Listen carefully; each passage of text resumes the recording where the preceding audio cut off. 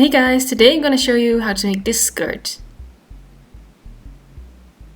You're gonna need two rectangles of at least 150 centimeters in width, and the length corresponds to how long you want the skirt to be. The second rectangle is gonna be shorter by about 10 centimeters because it's lining. And you're also gonna need a waistband, that is the length of your waist plus sewing allowance, and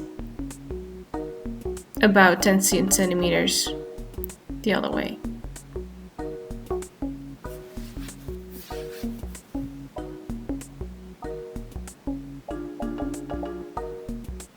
Okay, so bear with me.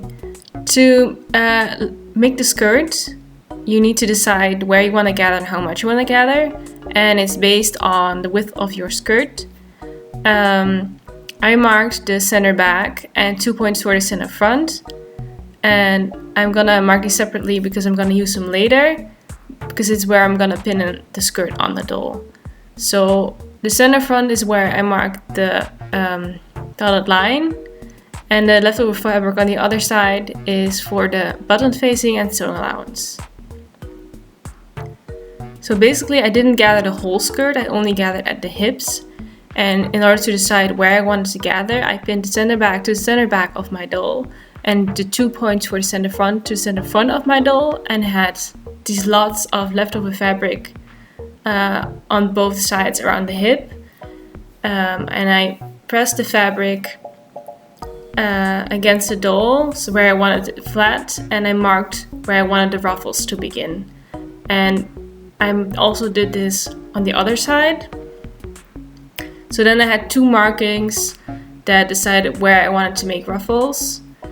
And in between these markings I stitched two lines of thread, and I pulled on them to gather them.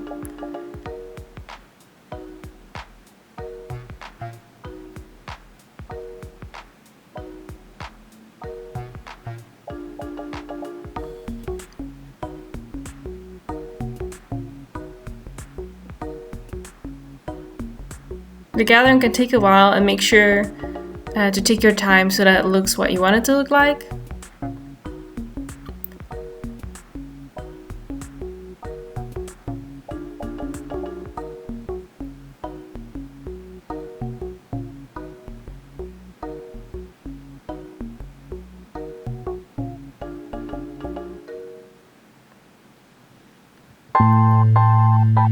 It's also important to try the skirt on to make sure you didn't gather too much and that it still fits around your waist.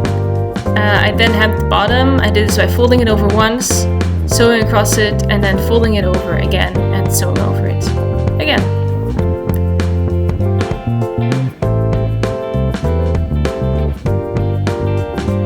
And I did the same for the sides. So I repeated all those steps to also make the lining. Here I pinned the lining to the front of the skirt, the outside of the skirt, and I made sure that I matched up the gathers at the hip, and that I matched up the center back. The lining is a bit shorter, or has less width than the outside, because it does not include the button casing.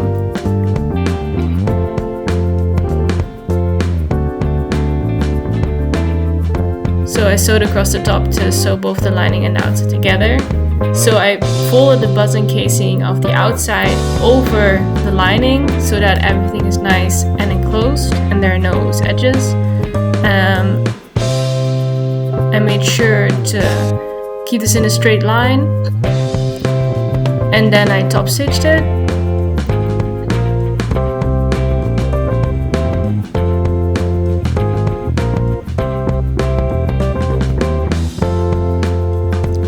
I also top stitched on the other side of the button encasing to make it even and to make it look nice.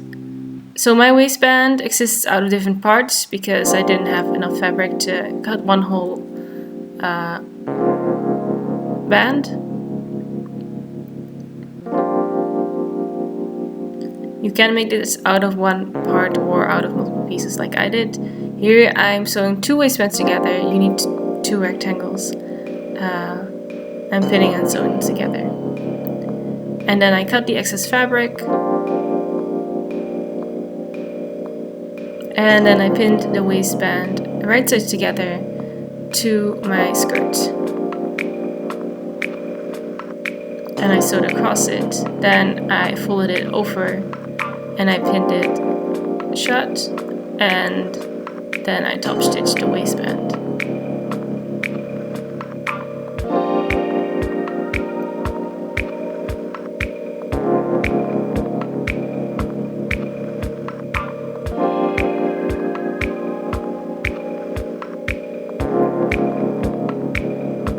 So the waistband can get very bulky. If it's too bulky, just cut off any excess.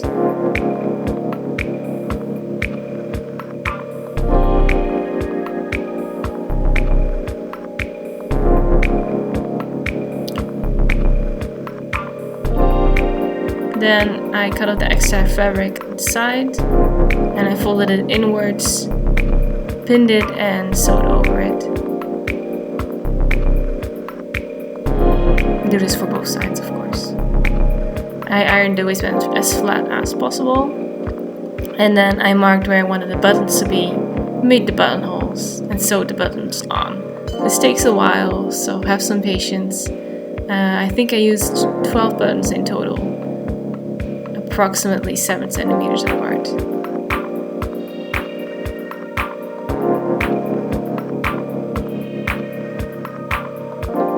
Thank you for watching. This is the finished skirt. I hope that you like it. I sure love it and I enjoy wearing it a lot. I hope to see you again for the next video. If you liked the video, please like it. If you haven't subscribed yet, subscribe. Bye!